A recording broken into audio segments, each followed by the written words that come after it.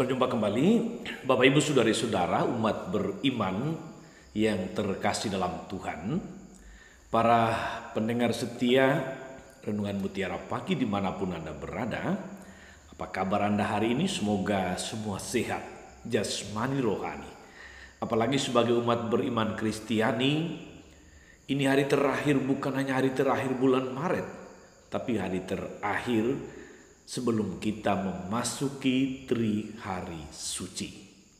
Semoga sucilah hati dan budi kita, sucilah hidup kita untuk menyambut peristiwa penyelamatan Tuhan, merayakan peristiwa penebusan kita.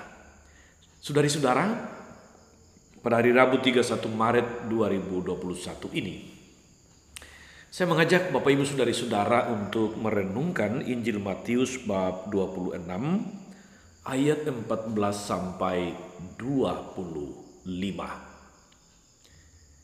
Dalam nama Bapa dan Putra dan Roh Kudus. Amin. Sekali peristiwa, seorang dari ke-12 murid yang bernama Yudas Iskariot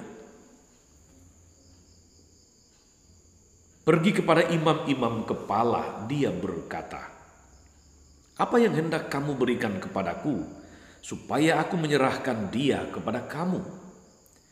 Mereka membayar 30 uang perak kepadanya. Dan mulai saat itu, Yudas mencari kesempatan yang baik untuk menyerahkan Yesus. Pada hari pertama dari hari raya roti tak beragi, datanglah murid-murid Yesus kepadanya dan berkata, "Di manakah engkau kehendaki kami mempersiapkan perjamuan Paskah bagimu?" Jawab Yesus, "Pergilah ke kota kepada si Anu dan katakan kepadanya, beginilah pesan guru. Waktuku hampir tiba, di dalam rumahmu lah aku mau merayakan Paskah bersama-sama dengan murid-muridku." Lalu murid-murid melakukan seperti apa yang ditugaskan Yesus kepada mereka dan mempersiapkan Paskah. Setelah hari malam, Yesus duduk makan bersama dengan ke-12 murid itu. Dan ketika mereka sedang makan, ia berkata, "Aku berkata kepadamu, sesungguhnya seorang di antara kamu akan menyerahkan aku." Dan dengan hati yang sedih berkatalah mereka seorang demi seorang kepadanya, "Bukan aku ya Tuhan?" Yesus menjawab, "Dia yang bersama-sama dengan aku mencelupkan tangannya ke dalam pinggan ini, dialah yang akan menyerahkan aku. Anak manusia memang akan pergi sesuai dengan yang ada tertulis tentang dia. Tetapi celakalah orang yang olehnya Anak manusia itu diserahkan. Adalah lebih baik bagi orang itu sekiranya ia tidak dilahirkan." Yudas yang hendak menyerahkan Yesus itu menyahut, "Bukan aku ya Rabi?" Kata Yesus kepadanya, "Engkau telah mengatakannya." Demikianlah Injil Tuhan. Bapak Ibu Saudari-saudara umat beriman terkasih dalam Tuhan, para pendengar setia Renungan Mutiara Pagi dimanapun Anda berada, satu kata untuk sabda Tuhan hari ini adalah soal pengkhianatan. Pengkhianatan itu terjadi di mana-mana. Dan pengkhianatan itu saudari-saudara adalah salah satu dosa terberat. Dan juga paling berat hukumannya. Katakanlah misalnya pengkhianat negara itu terancam hukuman mati. Bisa jadi penjara seumur hidup, pengasingan dan sebagainya. Pengkhianat sebuah organisasi kriminal pasti dibunuh oleh teman-teman seorganisasinya.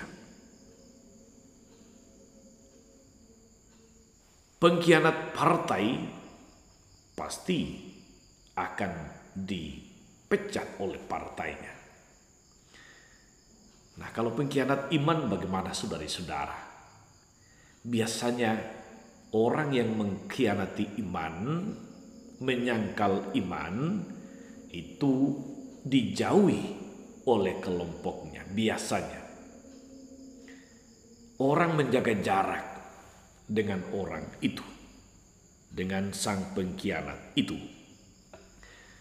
Singkatnya saudari-saudara, seorang pengkhianat biasanya tidak punya tempat di mata orang lain. Yang ada adalah cap negatif. Yang ada adalah stigma negatif bahwa dia pengkhianat. Demikianlah dalam banyak segi kehidupan ini, pengkhianatan selalu mendatangkan dampak atau akibat konsekuensi yang juga tidak bagus. Saudari-saudara umat beriman terkasih dalam Tuhan, Yesus tahu dia akan dikhianati oleh Yudas Iskariot. Dia tahu betul. Bukankah Yesus bisa mengatakan di tengah para muridnya bahwa Yudaslah yang akan mengkhianati dia? Tapi Yesus tidak memilih mengatakan itu. Karena Yesus tidak berlaku, tidak bertindak sebagai penegak hukum. Bukan. Yesus adalah pewarta kabar baik, pewarta keselamatan.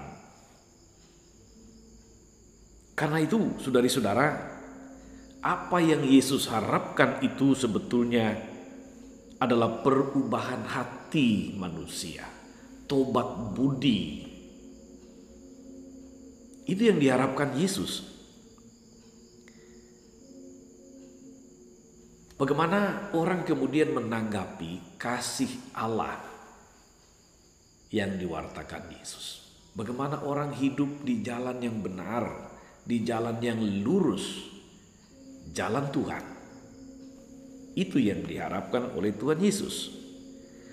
Dan perubahan itu saudari-saudara yang tidak nampak dalam diri Yudas Iskariot. Tuhan memberi dia kesempatan untuk menjadi pewarta, tapi dia justru berbalik menjadi pengkhianat. Tuhan memberi dia kesempatan untuk mengaku salah, tapi dia menyangkal pengkhianatannya. Bahkan dengan bangganya dia bertanya, "Bukan aku ya Rabi?" Dia tahu betul dia sudah terima 30 keping perak. Tapi dia masih menjaga gengsinya di depan guru dan di depan rekan-rekan rasulnya. Dia ikut bertanya, "Bukan aku ya Rabi?" Tuhan memberi dia kesempatan untuk bertobat, tetapi dia mengabaikannya. Dia memberi atau dia membiarkan kesempatan untuk bertobat itu lewat, berlalu begitu saja. Dan saudari-saudara, kita semua tahu bagaimana akhir hidup Yudas. Dia menggantung diri, mungkin ada penyesalan di sana karena akibat dari dia menerima 30 keping perak, nyawa sang guru menjadi taruhan. Penderitaan Yesus luar biasa.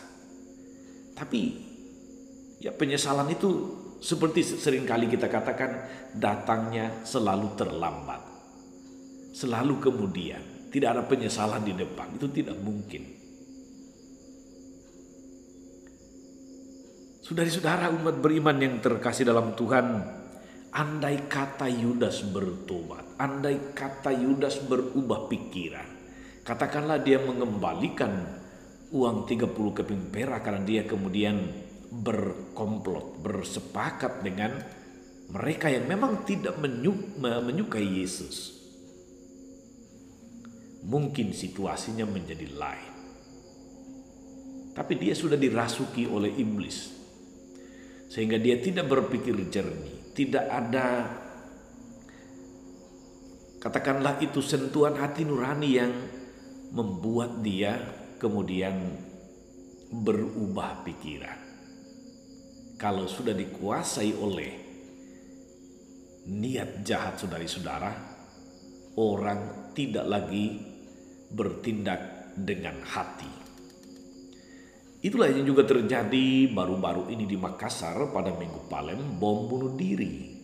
Ketika orang sudah dikuasai oleh pikiran tentang surga melalui membunuh orang lain, bahkan nyawanya sendiri pun tidak dia pikirkan, mati sia-sia. Saya tidak bisa membayangkan Tuhan yang menyambut dengan gembira orang yang membunuh sesamanya hanya demi surga. Tapi itulah saudara-saudara, hati tidak lagi mampu berbicara, atau orang tidak mampu lagi mempunyai kepekaan untuk mendengarkan suara hati. Andai kata Yudas berubah pikiran, mungkin setelah itu dia bisa bersaksi tentang betapa maha rahimnya Tuhan. Dia bisa bersaksi tentang belas kasih Tuhan yang luar biasa. Kalau kedua penjahat yang disalibkan bersama Yesus saja diampuni oleh Tuhan Yesus, bagaimana mungkin Yudas tidak kalau dia bertobat? Kalau para prajurit yang membunuh dia, Tuhan Yesus mintakan ampun kepada Bapanya. Ampunilah mereka, karena mereka tidak tahu apa yang mereka perbuat. Bagaimana mungkin kalau Yudas berubah, dia tidak diampuni? Tetapi saudara-saudara, itulah Yudas telah memilih, memutuskan apa yang dia pikirkan. Tidak ada pertobatan, tidak ada perubahan, maka seperti itulah yang terjadi. Yesus kemudian mengalami penderitaan yang sangat mengerikan, dahsyat.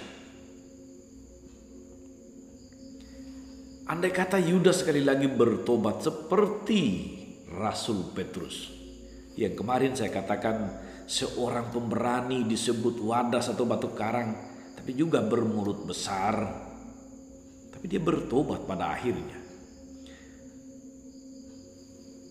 Dia mendapatkan pengampunan, dia menerima kerahiman. Tapi Yudas tidak. Saudara-saudara, umat beriman terkasih, apa yang dapat kita petik relevansinya untuk hidup kita, untuk kita yang besok akan merayakan Kamis Putih, merayakan wafat Yesus pada Jumat Agung, dan kemudian kebangkitannya. Saudara-saudara, di dunia ini, di sekitar kita, di komunitas kita, bahkan dalam keluarga kita, ada Yudas-Yudas dalam wajah yang baru. Di mana ada pengkhianatan, di situ ada Yudas. Yudas zaman now.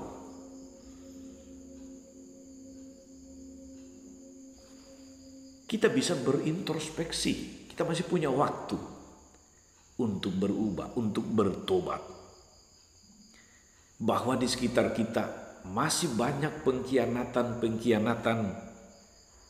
Ketika kita bertindak tidak jujur, ketika kita menghendaki atau senang orang lain menderita, ketika kita mengambil untung dari kesengsaraan orang lain, ketika kita mengkhianati janji-janji kita, apapun itu, janji nikah, janji baptis, janji imamat, janji suci kaul bagi biarawan-biarawati, di situ terjadi pengkhianatan.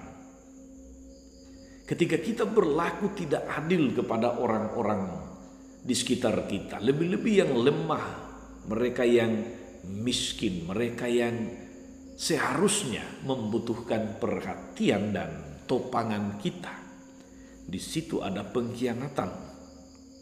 Ketika kita gampang memfitnah orang, mudah menyebarkan berita-berita bohong atau hoax, ketika kita dengan rajin membuli orang lain, langsung ataupun tidak langsung, dengan perasaan marah, dengan perasaan ingin membalas dendam, dengan perasaan melepaskan rasa sakit hati, di situ lonceng pengkhianatan berbunyi.